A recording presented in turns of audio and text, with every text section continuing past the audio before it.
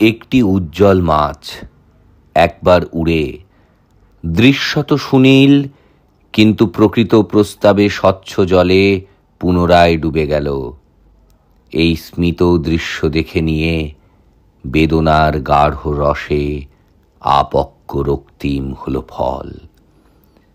বিপন্ন মরাল ওরে অবিরাম পলায়ন করে, যেহেতু সকলে জানে তার সাদা পালকের নিচে রয়েছে উদগ্র উষ্ণ মাংস আর মেদ।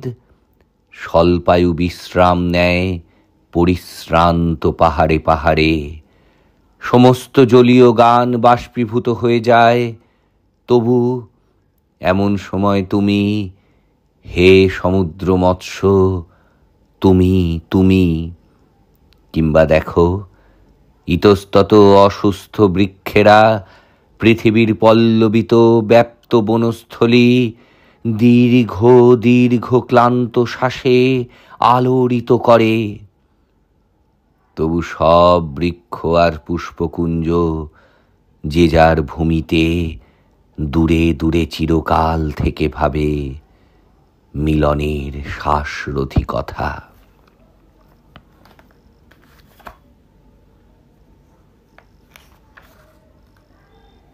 কাগজ কলম নিয়ে চুপচাপ বসে থাকা প্রয়োজন আজ। প্রতিটি ব্যর্থতা, ক্লান্তি কি অস্পষ্ট আত্মচিন্তা সঙ্গে নিয়ে আসে। সতত বিশ্বাস হয় প্রায় সব আয়োজনই হয়ে গেছে, তবু কেবল নির্ভুলভাবে সম্পর্ক স্থাপন করা যায় না এখনো। সকল ফুলের কাছে এত মোহময় মনে যাবার পরেও মানুষেরা কিন্তু মাংস রন্ধ্রনকালীন ঘ্রাণ সবচেয়ে বেশি ভালোবাসে।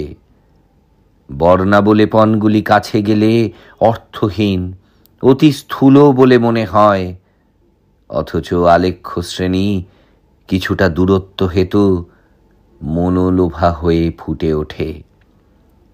হে আলেখ্য, অপচয় চিরকাল পৃথিবীতে আছে।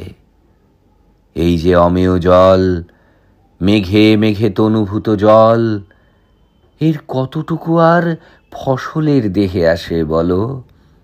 ফসলের ঋতুতেও অধিকাংশ শুষে নেয় মাটি। তবু কি আশ্চর্য দেখো, উপবিষ্ট মশা উড়ে গেলে তার এই উড়ে যাওয়া ঈষৎ সঙ্গীতময় হয়। মুকুরে প্রতিফলিত সূর্যালোক স্বল্পকাল হাসে। শিক্ষায়তনের কাছে হে নিশ্চল স্নিগ্ধ দেবদারু, জিহ্বার উপরে দ্রব লবণের মতো কণা কণা কি ছড়ায়, কে ছড়ায়? শোনো কি অস্ফুট স্বর, শোনো কোথায় কোথায় তুমি, কোথায় তোমার ডানা? সে তো পক্ষী মাতা, এই যে এখানে জন্ম, এ কি সেই জনশ্রুত নীড় না মৃত্তিকা? নীড় না মৃত্তিকা পূর্ণ এ অস্বচ্ছ মৃত্যুময় হিমে? তুমি বৃক্ষ, জ্ঞানহীন, মরণের ক্লিষ্ট সমাচার জানো না কো। এখন তবে স্বর শোনো, অবহিত হও। সুস্থ মৃত্তিকার চেয়ে সমুদ্রেরা কত বেশি বিপদ সংকুল, তারও বেশি বিপদের নীলিমায় প্রক্ষালিত বিভিন্ন আকাশ। এ সত্য জেনেও তবু আমরা তো সাগরে আকাশে সঞ্চারিত হতে চাই, চিরকাল হতে অভিলাষী। সকল প্রকার জ্বরে মাথা ধোয়া আমাদের ভালো লাগে বলে, তবুও কেন যে আজও হায় হাসি, হায় দেবদারু। মানুষ নিকটে গেলে প্রকৃত সারস উড়ে যায়।